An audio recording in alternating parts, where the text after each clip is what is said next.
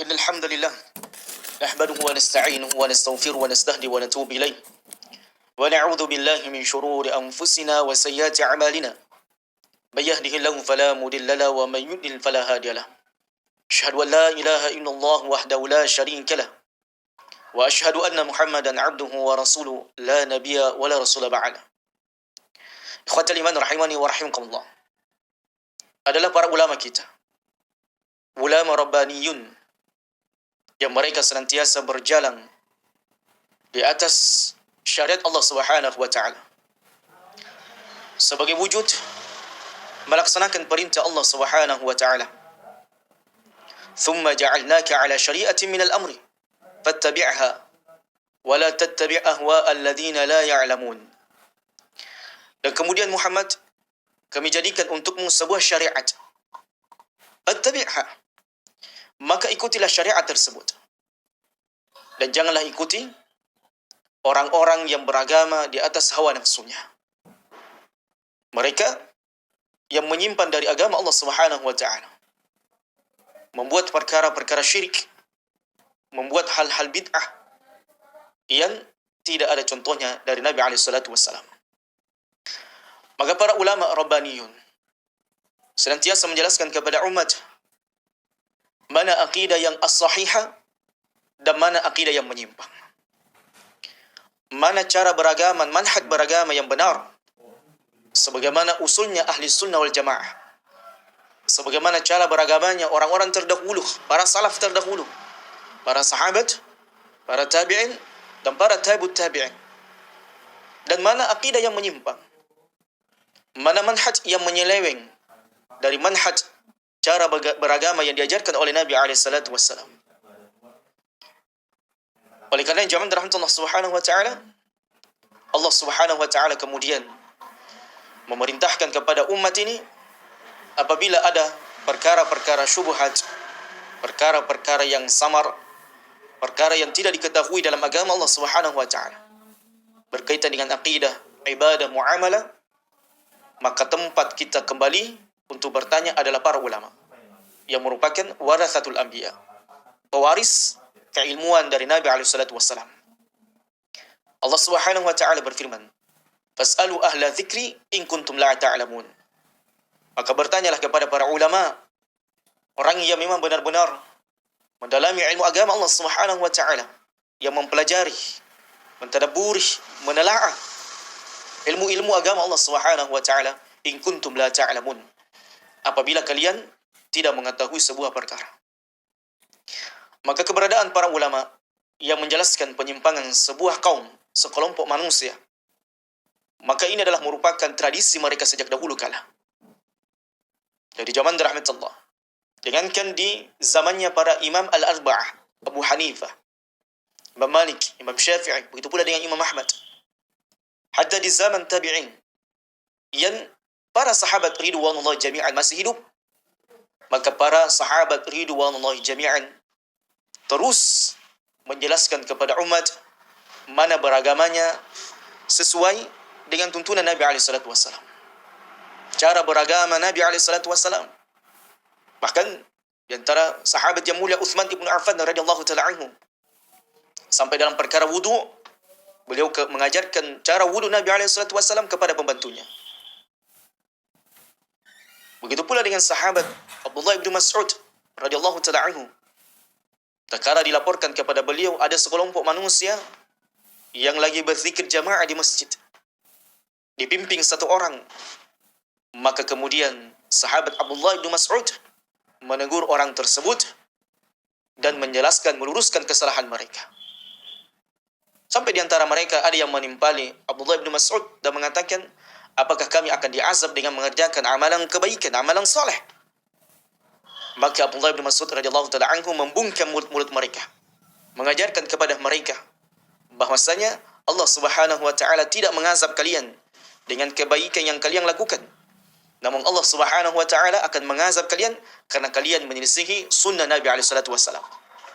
Maka lihatlah zaman rahmat Allah Subhanahu wa taala, bagaimana para sahabat ridwanullah jami'an benar-benar mereka mewanti-wanti umat, para tabi'in yang hidup bersama dengan para sahabat, agar mereka tidak mengambil agama selain daripada agama Nabi SAW, tidak melakukan hal-hal yang menyimpang, tidak melakukan hal-hal bid'ah, di mana sunnah Nabi SAW senantiasa diwariskan dari mereka, dari sahabat kepada para tabi'in, begitu pula dari tabi'in kepada para tabi'in, dan begitu pula dari tabi'ut tabi'in kepada para imam dan umat-umat seterusnya sampai hari kiamat kelak. Dan Allah Subhanahu wa taala telah menjanjikan agama ini akan senantiasa dilestarikan, akan dijaga oleh Allah Subhanahu wa taala. Dan Nabi SAW juga telah merekomendasi, la tazalu ta'ifatun min ummati zahirina 'alal haqq la yadurruhum man khadhalahum. Akan ada senantiasa kelompok manusia yang tegak di atas kebenaran, yang tegak di atas tauhid, yang tegak di atas sunnah Nabi SAW, yang senantiasa tegak di atas ketaatan. Bersamaan dengan itu banyaknya penyimpangan, amalan-amalan kesyirikan yang dilakukan oleh manusia, amalan-amalan bid'ah yang dilakukan oleh manusia, maksiat yang dilakukan oleh manusia. La yadurruhum man khadhalahum. Mereka ini tidak pernah merasa mudarat, tidak pernah memudaratkan mereka orang-orang yang mencela mengikuti sunnah Nabi SAW. Jadi ahli sunnah wal jamaah itu bukan orangnya baper. Mereka adalah bukan orang-orang baperan ketika dituduh berjenggot seperti jenggot terorisme, di mana baru-baru ini ya kita melihat ada beberapa orang santri yang divaksin, kemudian ketika mau divaksin terdengarlah suara musik, diputarlah suara musik, kemudian mereka menutup telinga-telinga mereka. La yadurru man khadalahum. Maka mereka ini tidak ada yang bisa memudaratkannya, walaupun banyak orang yang membulinya, walaupun banyak orang yang mencibirnya, mencacinya, memakinya, menyudutkannya, merendahkannya. Namun demikianlah zaman rahmatullah, kelompok yang disebutkan oleh Nabi SAW, mereka yang senantiasa berjalan di atas sunnah Nabi SAW tidak baperan. Fa innahum qaumun la ya'lamun. Sebab mereka yang membuli, mencaci, memaki, merendahkan, boleh jadi mereka adalah orang-orang yang tidak paham agama Allah Subhanahu wa taala. Sebagaimana ketika Nabi SAW dihina, dicaci, dimaki, bahkan direndahkan, dilempar pada saat beliau berdakwah di Taif. Sampai-sampai Aisyah radhiyallahu taala anha pernah bertanya kepada Nabi SAW, momen apa yang paling menyedihkan, yang paling membuat Nabi SAW bersedih ketika berdakwah? Maka Nabi SAW mengingat hal itu ketika beliau di Taif, di mana Nabi SAW ketika ingin berdakwah di Taif, di Mekah ditolak, dicaci, dibuli, dimaki, ajaran tauhid. Jadi agama ini sejak dahulu sudah dibuli. Ajaran tauhid ini sejak dahulu diperangi, dicaci, dimaki. Yuriduna liyutfi'u nurallahi biafwahihim wallahu mutimmu nurihi walau karihal kafirun. Mereka hendak memadamkan cahaya-cahaya syiar-syiar Allah Subhanahu wa taala, agama yang mulia ini. Namun bersamaan dengan itu, semakin hebatnya cacian, banyak orang semakin mu'allaf masuk agama Islam. Semakin banyak bulian, semakin banyak orang tertarik agama Islam. Semakin banyak hinaan, cacian, semakin banyak orang yang mencintai agama Islam. Demikianlah zaman rahmatullah. Yang namanya mutiara akan tetap menjadi mutiara, meskipun dia dilempar di sebuah kotoran, dia akan tetap menjadi sebuah barang yang berharga. La yadurruhum man khadalahum. Maka ketika Nabi SAW berada di Taif, maka penduduk Taif mengeluarkan anak-anak mereka, kemudian mengatakan, ini batu, lempar Muhammad. Ini batu, tancapkan, lemparkan ke wajah Muhammad dan para sahabatnya. Caci mereka, hina mereka. Bayangkan zaman rahmatullah, anak-anak yang disuruh keluar untuk menghinakan, mencaci, mengusir Nabi kita SAW. Sampai Nabi SAW itu berdarah, bibir beliau, mulut beliau berdarah. Hingga datang kepada beliau ketika beliau telah istirahat, merasakan letihnya berdakwah, merasakan hebatnya, dahsyatnya pukulan, lemparan yang diberikan kepada beliau sallallahu alaihi wasallam. Maka datanglah malaikat Jibril bersama dengan malaikat gunung.